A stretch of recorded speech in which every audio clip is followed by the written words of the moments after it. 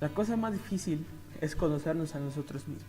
La cosa más fácil es hablar mal de los demás. Tales de Mileto. Muy buenas tardes, mi nombre es Manuel Alessandro Vázquez Arcos y hoy les vengo a hablar sobre el dogmatismo. El dogmatismo es una corriente filosófica creada a partir del siglo V al siglo XV en la época medieval. El dogmatismo, en modo general, se puede definir como a la tendencia de asumir ciertos principios o doctrinas de un modo absoluto y tajante, sin admitir cuestionamientos. El dogmatismo se divide en dos palabras: el dogma, que significa principio y pensamiento, y el ismo, que indica que trata de una doctrina, sistema, escuela o movimiento.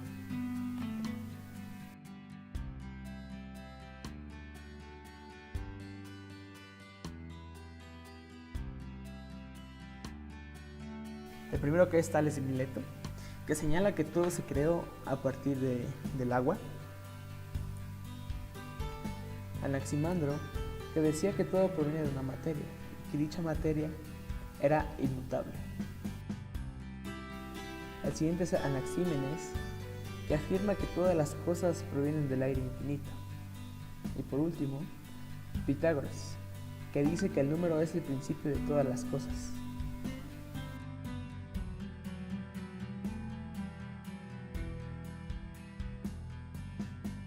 La siguiente corriente en la cual vamos a hablar es el escepticismo. El escepticismo también se conoce como la actitud de desconfianza o duda que se manifiesta ante la verdad o la eficacia de algo.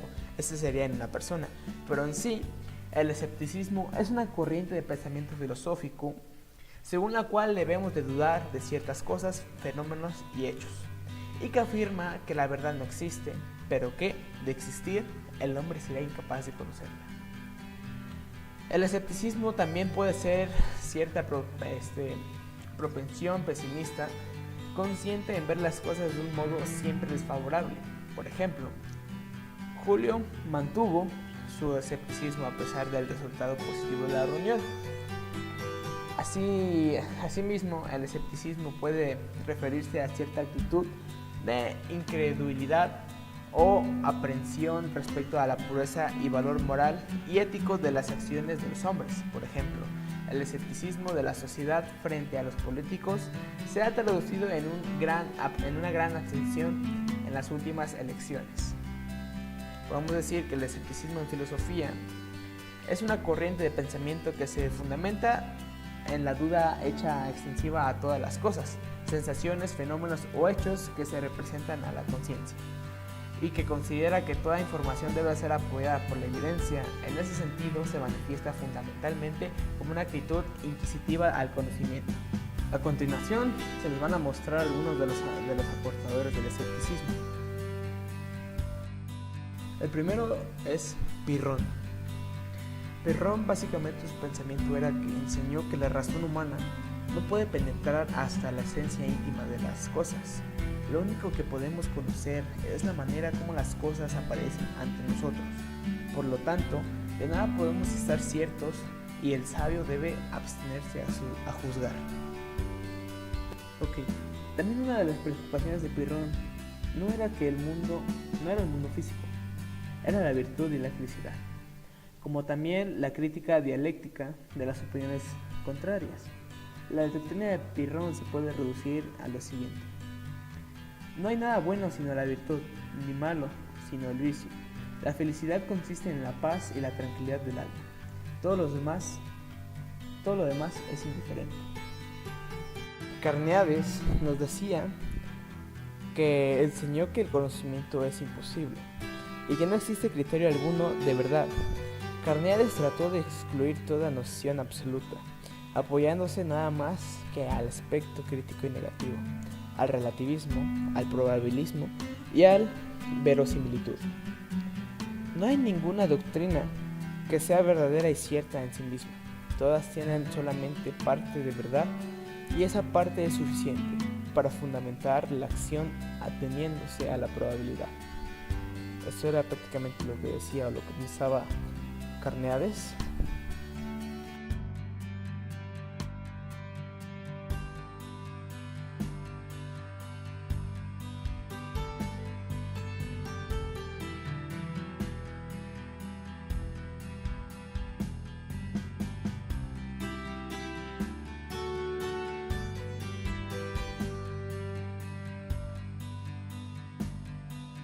Por último tenemos a Sexto Empírico.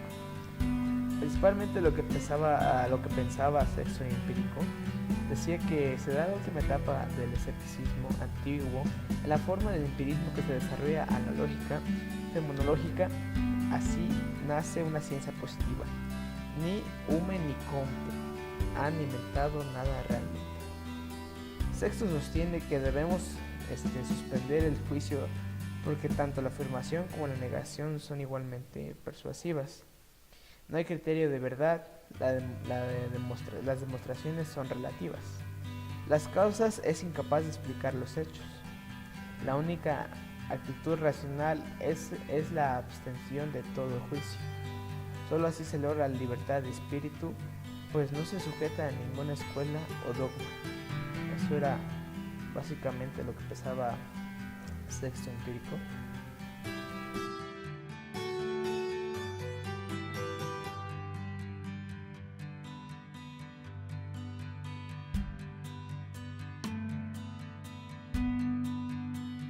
El siguiente movimiento es el relativismo.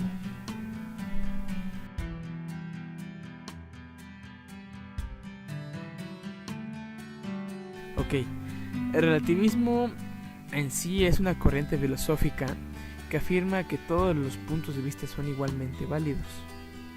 Por lo tanto, toda la verdad es relativa a cada individuo. Los apellidos que se le dan al relativismo son vastos, ya que se pueden especificar en ciertas áreas, por lo cual existe el relativismo cultural, ético y moral.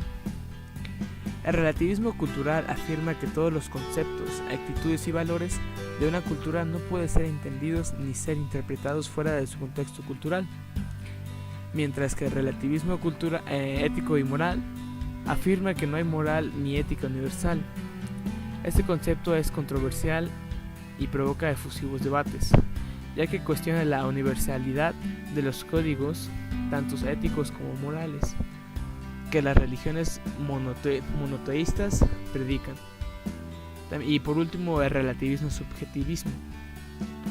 Tanto el relativismo como el subjetivismo afirman que la verdad es relativa a cada individuo, pero uno y otro se diferencian porque el relativismo concluye que todos los puntos de vista son igualmente válidos, y el subjetivismo concluye que ningún punto de vista es válido, ya que cada punto de vista es relativo a cada individuo.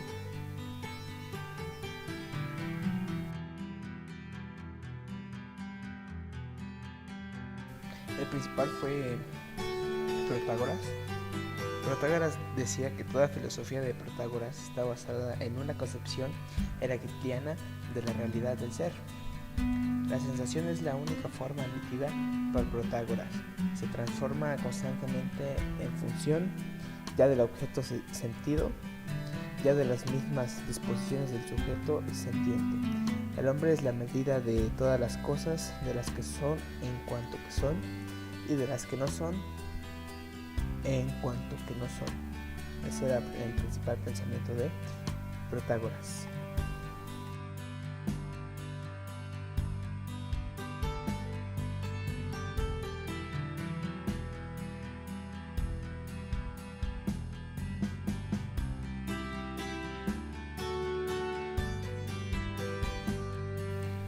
Los siguientes eran los sofistas.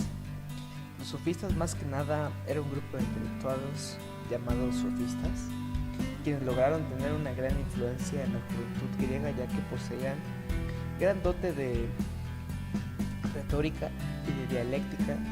En un comienzo ser sofista no era deshonroso. Gracias a su preparación e influencia, el sofista fue considerado como la imagen intelectual y carismática del saber, siendo apreciado por gran parte de la élite social ateniense. ¿Ok? Eso era lo que eran los sofistas. Ahora vamos a ver su pensamiento. El pensamiento de los sofistas era más que nada decía que desde un punto de vista de su forma de pensar, son dos los rasgos que combinen al movimiento sofista en su conjunto como más significativos: su individualismo y su relativismo. La verdad depende del sujeto, de la interpretación y la visión de cada persona. El bien y el mal, lo verdadero y lo falso, dependen de la perspectiva personal con lo que se valora algún hecho o situación.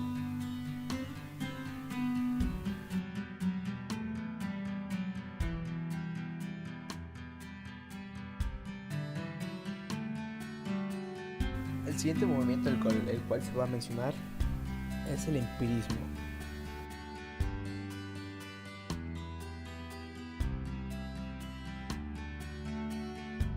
El empirismo más que nada es un movimiento filosófico que confía en las experiencias humanas como las únicas responsables por la formación de ideas y conceptos existentes en el mundo. El empirismo es una doctrina filosófica y epistemológica que alude que todo conocimiento que posee o adquiere el hombre es producto de la experiencia, bien sea interna o externa, y por ello es visto como una consecuencia de los sentidos. Como tal, el empirismo niega que la verdad absoluta sea accesible al hombre, ya que ésta debe ser ponderarla y es a partir de la experiencia que se puede obtener con firmeza si la misma es cierta o por el contrario corregirla, modificarla o abandonarla. El conocimiento empírico consiste en todo lo que se sabe sin poseer un conocimiento científico. Por ejemplo, se sabe que el fuego quema porque ya se vivió esa experiencia. Es más que nada lo que habla el empirismo.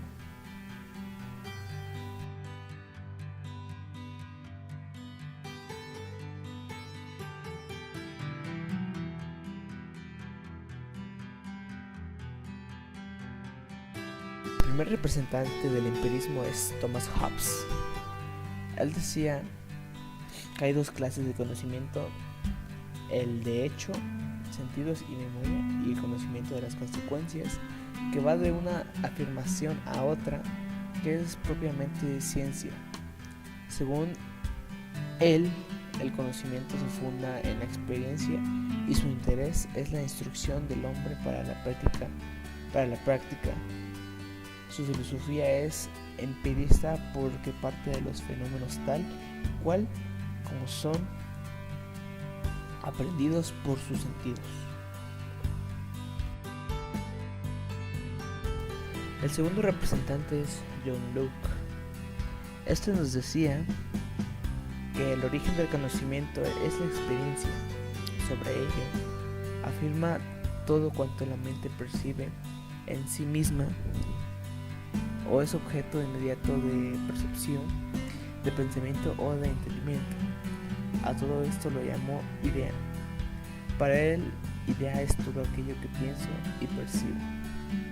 La percepción puede ser de dos clases: la percepción externa, mediante los sentidos o sensaciones, y la percepción interna de estos psíquicos o reflexión. Estas dos operan juntas.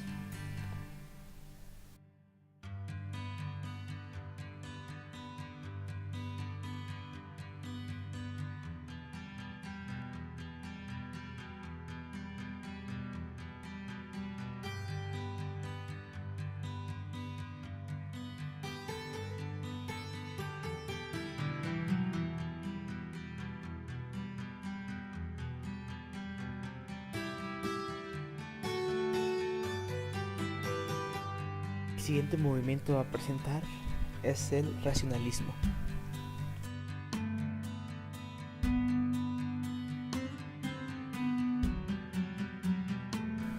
El racionalismo es una corriente filosófica que afirma y sostiene la supremacía de la razón sobre la experiencia. El racionalismo es la absolutización de la razón. La tesis del racionalismo se caracteriza por lo real, por los conceptos o sistemas mentales y a la explicación de la ciencia en términos lógicos. En sí, es por ello que el racionalismo dice que la razón es la generadora del saber y que estos conocimientos son innatos en el ser, pero que estos se encuentran ocultos en nuestra mente. En la doctrina del racionalismo se sostiene que el hombre, como ser pensante capaz de tener raciocinio, utiliza esta herramienta para generar saber, es decir, conocimientos, y dejar dejar en un plano más distante la percepción de los sentidos y a la propia experiencia.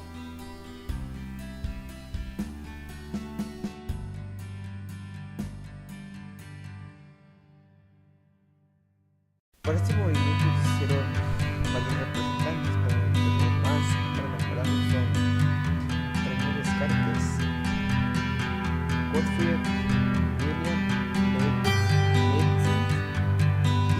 Spinoza, el cual decía que esta de la noción de sustancia que es aquello que existe.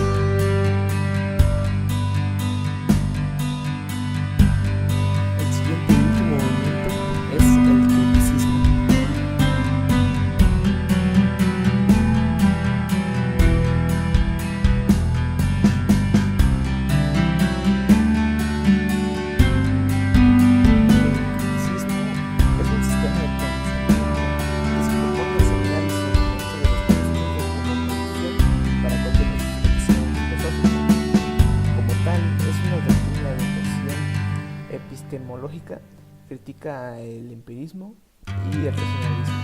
Su mayor exponente es Immanuel Kant. El criticismo básicamente no niega que el hombre pueda acceder al conocimiento, a la verdad, pero considera necesario que haya una justificación racional de la forma en que se alcanza ese conocimiento.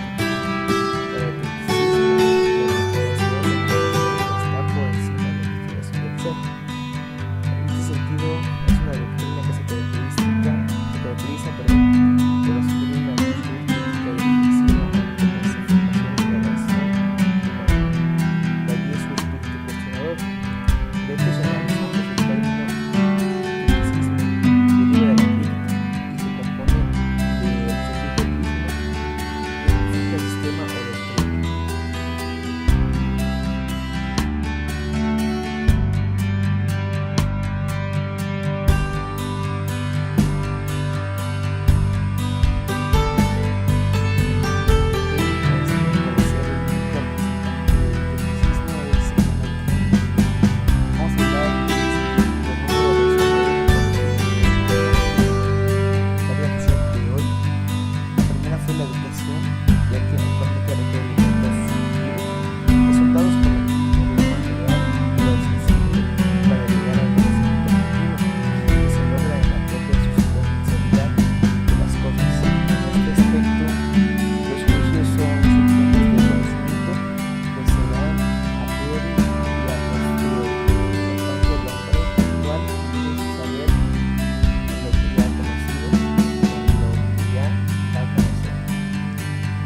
También lo que piensa Immanuel Kant es lo siguiente: la fe requiere de su objeto sea comprendido con la ayuda de la razón.